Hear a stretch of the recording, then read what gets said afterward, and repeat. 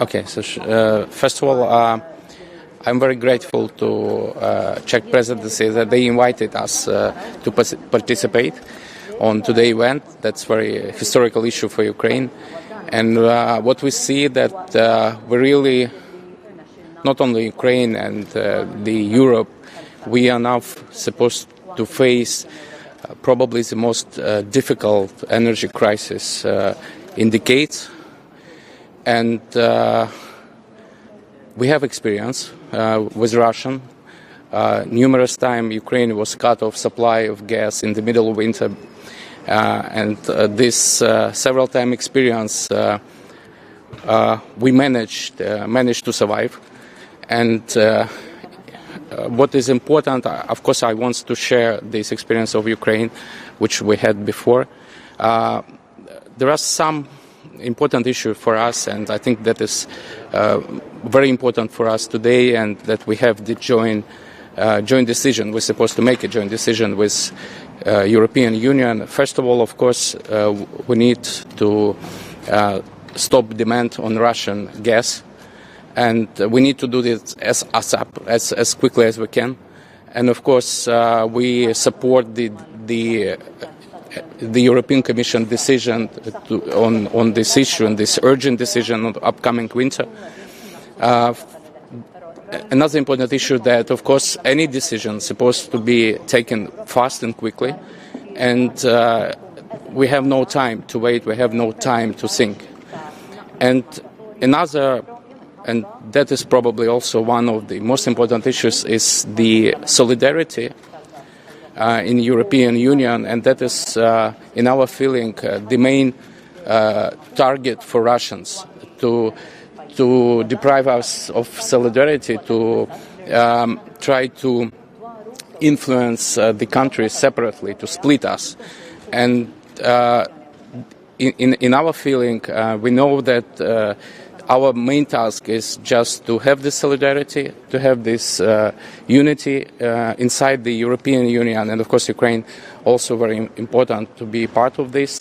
And just having this solidarity, we will win this war, we will win this energy war with Russia, and I'm sure that we would stand on. Thank you. Minister, do you have any feeling that is enough what the EU today reached to reduce the demand of 15%, or the European Union should boycott and sanction all oil and energy of Russia? I think that's several decisions supposed to be done at once, and of course it's very important, this decision on reduction of consumption. That is important. That's really what we did in Ukraine before, when we faced this crisis with Russia before the war. And from the other side, of course, the sanction is what is working. What we see now, that Russians trying to say and to manipulate, to say that the sanction is not effective, but that's not true. And in our position, so we need to still have the sanction. We need to increase the level of sanction against the Russian. Minister, you see a full embargo on Russian gas. So you're saying this is good news, a good step forward, but isn't it just at best, second best to what you really wanted here? The main aim, of course, is just to stop receiving gas from Russia. I mean, because this is just what I say, what my feeling is, this is the last winter when the Russia could press on EU using gas.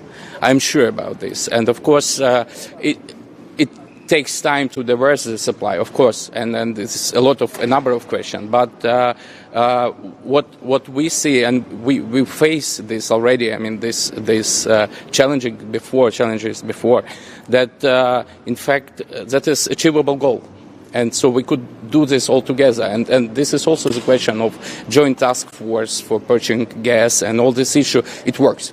Minister, the EU itself appears to be in a difficult situation with the gas supply. What kind of assistance from EU side do you expect to overcome the next winter? We have several ideas. I mean, and we will discuss this tomorrow. First of all, that is the issue of export of electricity from Ukraine. And this is what I said, this is win-win situation. When we could sell electricity and we have these facilities, we can do this up to 1.5 gigawatts already. We can do it right now. And this is a good case for Ukrainian market because we have a difference in prices very high. So we could receive money to our financial liquidity of electricity. And from the other side, we could save up to 5 BCM of Russian gas in Europe. So you could just buy our electricity and not to use Russian gas. Minister, could you tell us how the gas flow via the pipeline is going? Ukrainian, you mean? Yeah. Ukrainian pipeline. Yeah. That is usual Russian games. So today they supply something around 44 million per day, but the contracted volumes is 109. So they already paid for 109 millions per day, but they supply only 44. What can I tell you? What this is usual Russian game. Just give you an example. In fact, this war started before the war started. I mean, the energy war, and. In autumn last year, they already start decrease the volumes of gas through Ukrainian pipe. And we saw that they started like gradual decrease to 70s and to 60s and to 40. And the first day of war, which was night from 23 to 24 February, they increased the volumes to maximum level to 109. And I think that what they're trying to show that this is a war, but don't worry, you will have gas because we use the maximum volumes. And when they see that it doesn't work, all countries united to fight against this, and now they decrease it to 40 again. But Minister, do you still believe it's the case that countries which keep purchasing Russian gas daily are just helping Moscow to fund its war machine, to fund its attacks on Ukraine?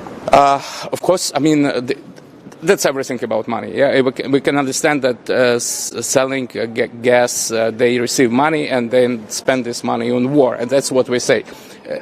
We also want to treat the other situation when, for instance, they could sell less gas and get more money because of the prices, because what they usually do, they manipulate with the prices. This is also the question to the monopoly on the market, which unfortunately happened. I mean, the Russian monopoly in Europe. So, and that is also, there is a number of tools for this, let's say some kind of price caps or whatever. There is decisions which could be taken. Thank you so much. Thank you. Thank you. Thank you very much.